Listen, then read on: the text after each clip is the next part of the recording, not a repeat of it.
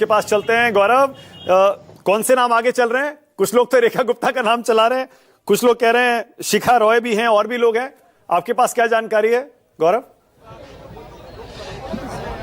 देखिए, अमूमन बीजेपी चौंकाती है और जो नाम चलते हैं वो लास्ट में लिस्ट जो होता है, जो पर्यवेक्षक लेकर आते हैं सहमति बनाने के लिए, वो नाम गिर जाते हैं। हालांकि दिल्ली की अगर राजनीति की बात करें, भले ही ये केंद्र शासित प्रदेश है, लेकिन बिल्कुल पूरे देश को एक मैसेज देना है।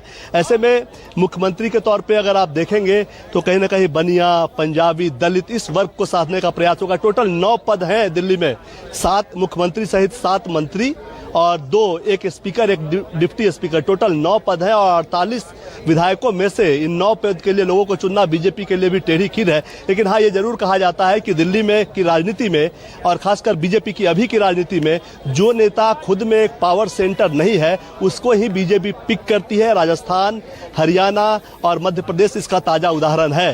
तो मोटे तौर पे देखकर माना ये जा रहा है कि ये जो तीन वर्ग मैंने आपको बताया, और उसके अलावा क्लास, मिडिल क्लास, जरूरतमंद क्लास, दलित, झुग्गी झोपड़ी, ये तमाम वो लोग, और बाकी जो जातीय और क्षेत्रीय, चूंकि यहाँ हर क्षेत्र के लोग दिल्ली में रहते हैं, मिनी इंडिया है। तो बीजेपी यही कहकर चल रही है कि जब हमारा कल 12:35 पर मुख्यमंत्री का शपथ ग्रहण शुरू होगा, तो उस वक्त जो आपको 7 चेहरे दिखाई देंगे, वो मिनी इंडिया को प्रदर्शित करता होगा। यानी हर क्षेत्र, हर वर्ग, हर क्लास को हम साधेंगे।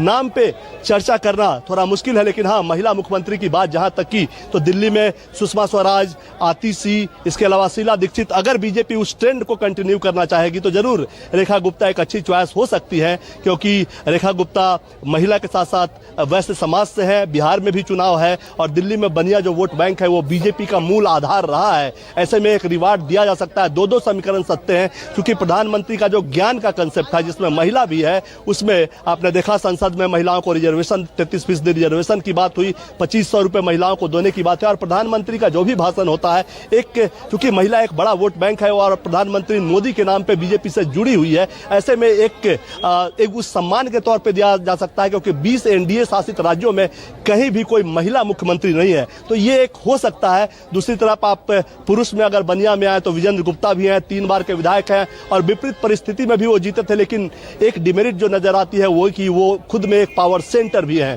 तो इस तरह से कई नाम है, नाम का पर अटकलें लगाने का वक्त अब मानक एक तरह से चला गया। अब जब रविशंकर प्रसाद और ओम प्रकाश धनखड़ यहाँ पहुंचेंगे, विधायकों को नाम बताएंगे कि पार्लियामेंट्री बोर्ड की जो बैठक हुई प्रधानमंत्री आवास पे लगभग 50 मिनट तक, उसमें क्या तय हुआ और क्या आप लोग इस नाम से सहमत हैं। उसके बाद जो सहमति बनेगी, उसके बाद नाम सामने आ जाएगा। लेकिन हाँ, एक मिनी इंडिया बीजेपी कल 12:35 में जब शपथ ग्रहण होगा रामलीला में प्रदर्शित करेगी, ऐसा बीजेपी का दावा है। ठीक है, ओके गौरव, हमारे